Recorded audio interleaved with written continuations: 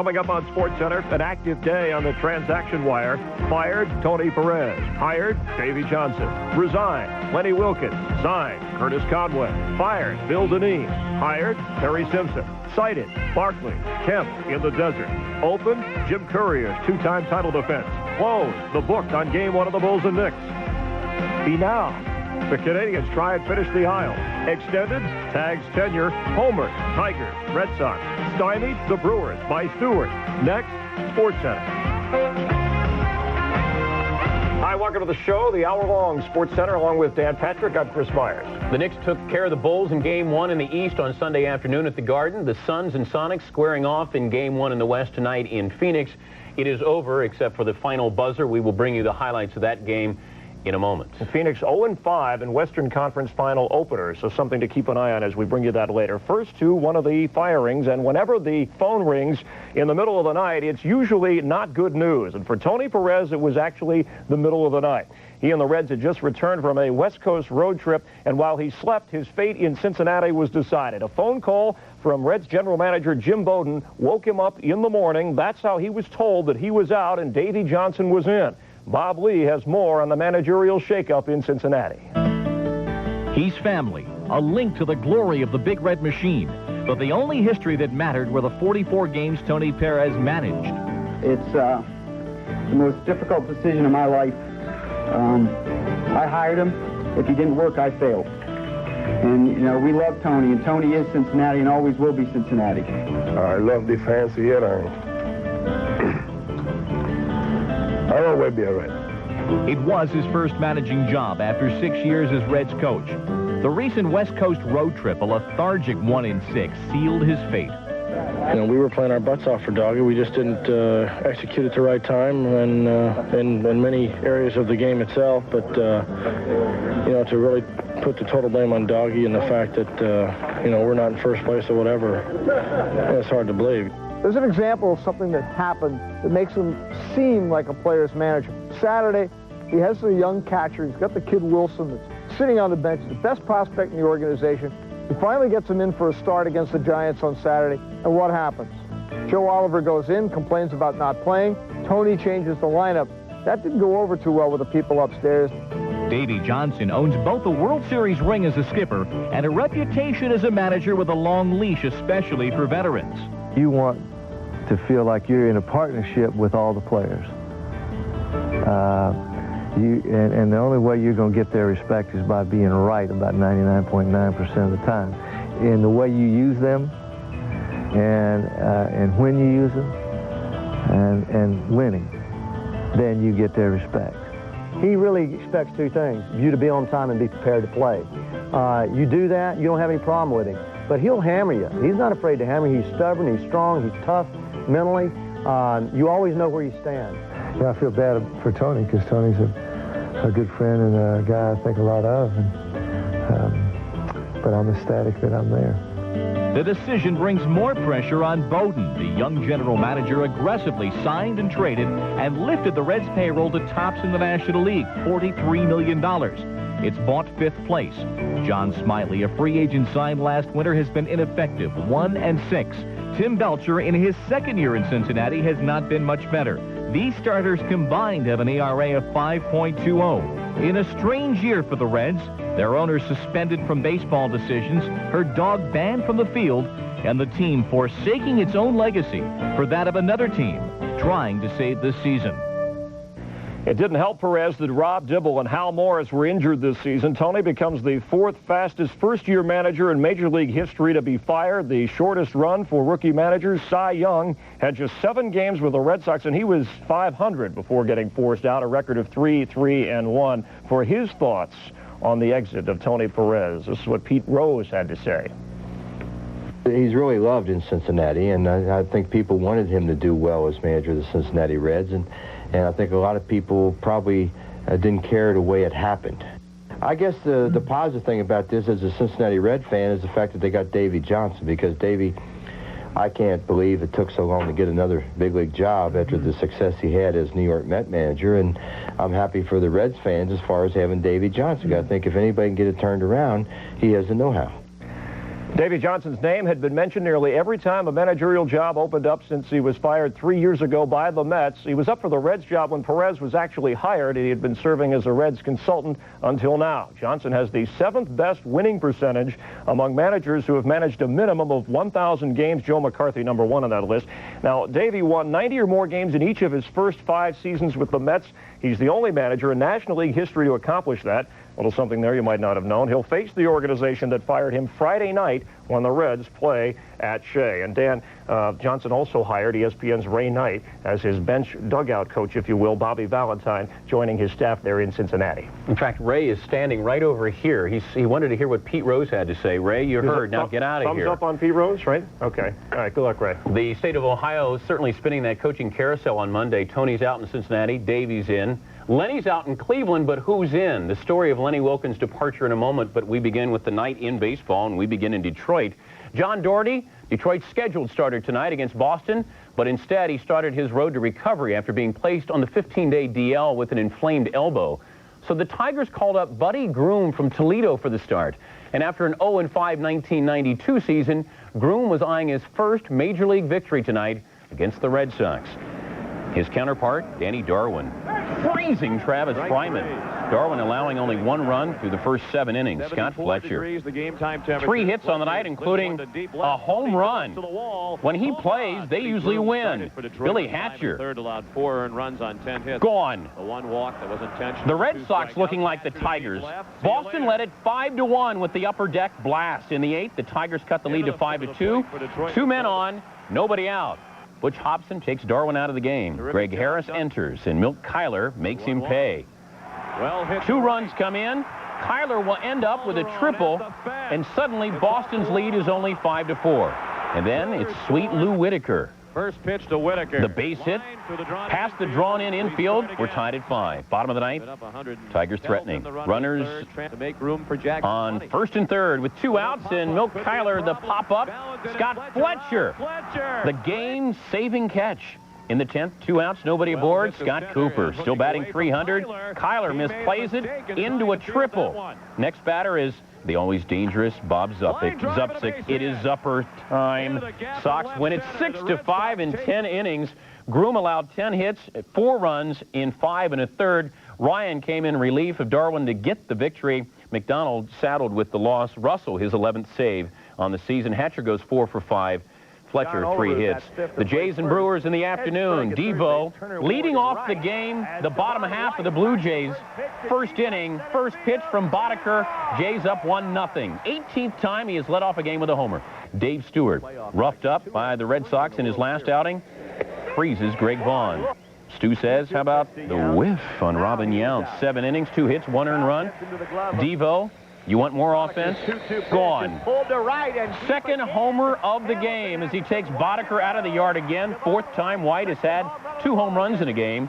And the Jays pick up the victory by the final of 4-1. The game lasted 2 hours and 2 minutes, the fastest game in the American League this year. 1 start after allowing 10 runs in less than 2 innings of work. Stu looked impressive, allowing 2 hits over 7 innings for the win. Part of this year's worst to first story for the Phillies is their ability to come from behind. Entering tonight's game with the Mets, more than half of the Phils' victories this season have been come from behind wins, and no team has a better record in games decided by less than 2 runs. The Mets at Veterans Stadium, it was a green kind of thing. Dallas Green, remember he won a World Series with the Phillies back as Mets manager, facing the Phils, and Tommy Green with Vince Coleman on 3rd, and that pitch gets away past Darren Dalton. Coleman is in, tied the game at 1. Mets actually took a lead 2-1 into the 4th. Ricky Jordan robbed by Howard Johnson. And then 2 on. Bottom of the 5th for the Phils. In the driver's seat.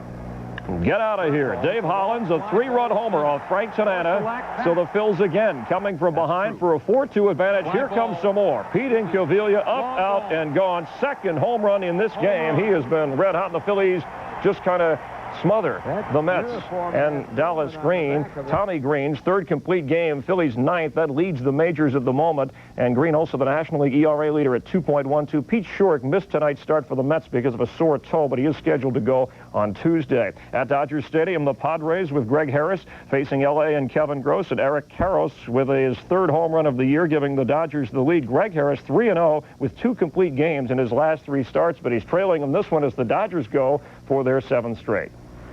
More baseball coming up, but now to the Stanley Cup playoffs. And when the Islanders found themselves down 3-0, Ray Ferraro didn't want to look at the situation as having to win 4 straight. He called that task insurmountable. The Islanders center said his team had to take it 1 game at a time.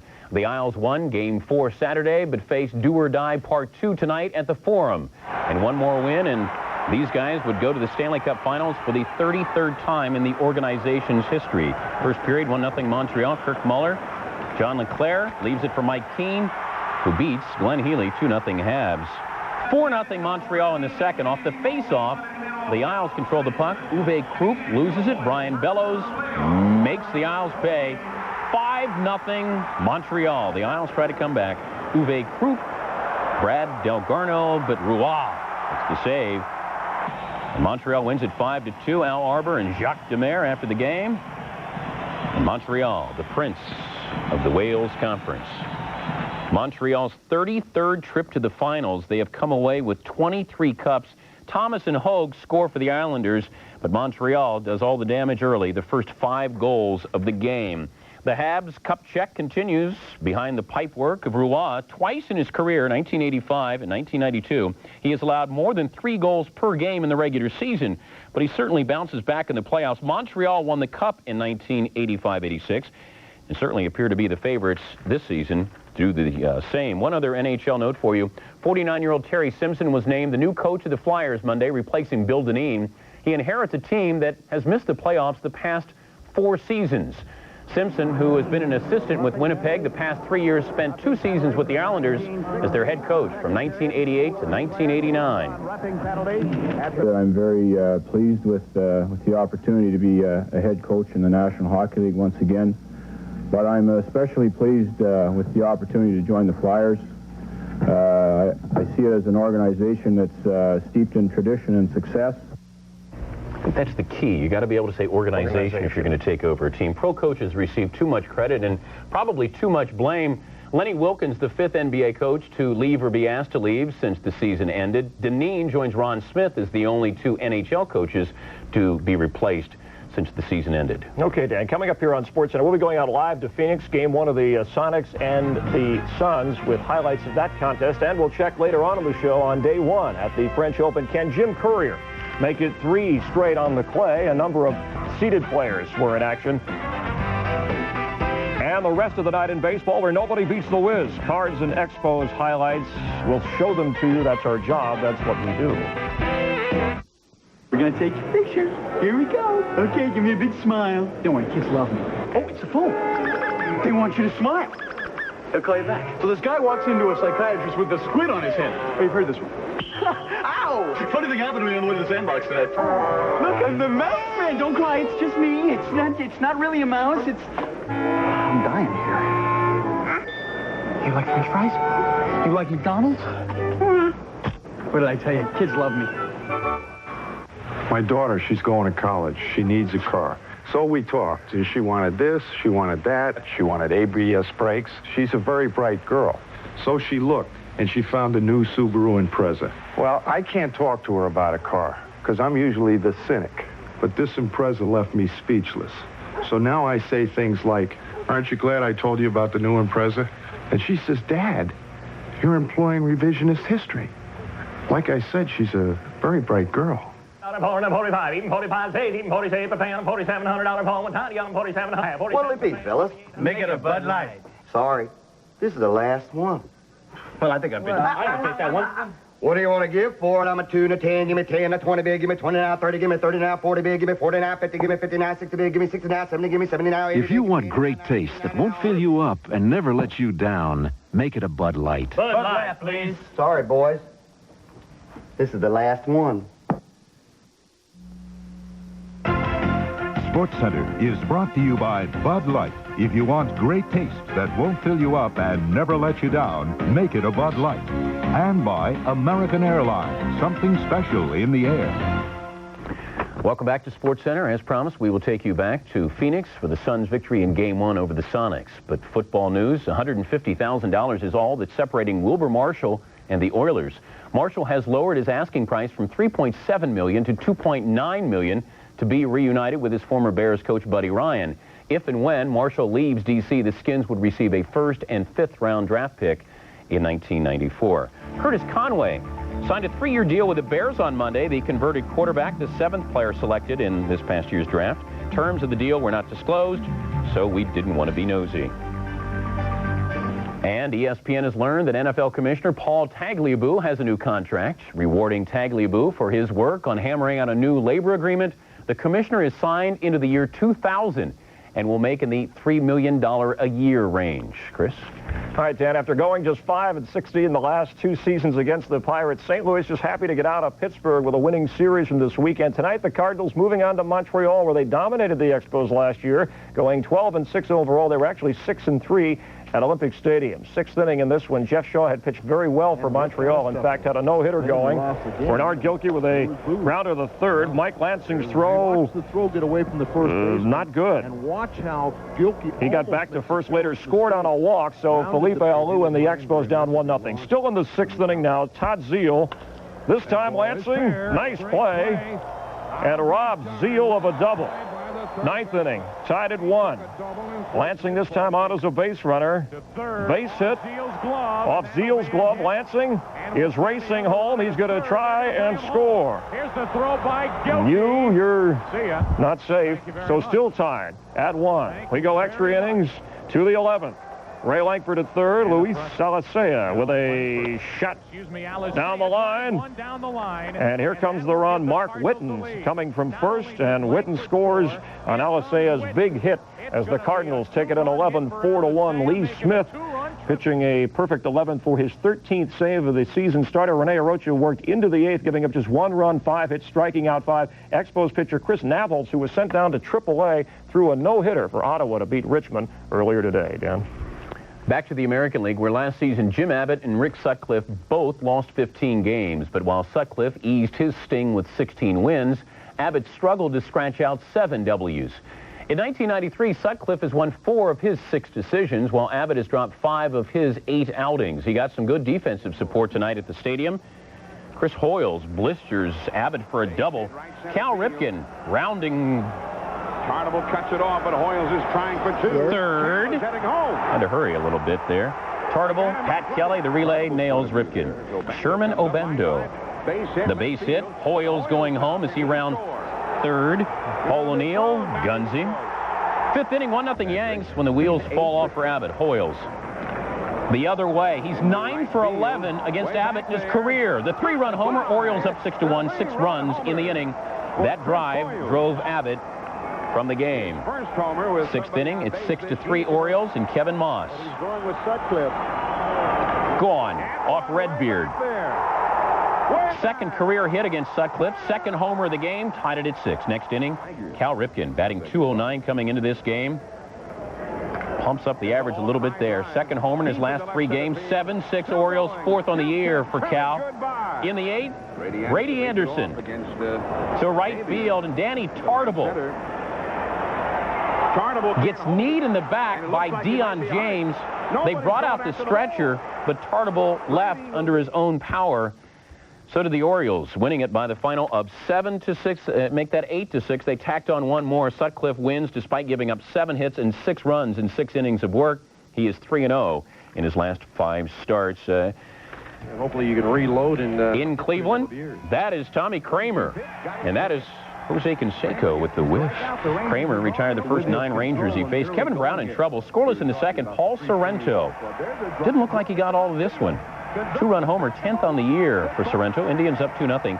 Tribe led it 3-0 in the 4th. Kramer made 1 mistake on the night, and Julio Franco made him pay for it. Franco's 4th. The Rangers trail 3-1. But Kramer certainly had Jose's number tonight. Look at the curveball. 8 Ks on the night. Indians up 4-1 in the ninth. Kramer trying to go the distance and getting the comebacker. He retired the final 17 Rangers. His first major league win. Catch the fever. Kramer's Kennel.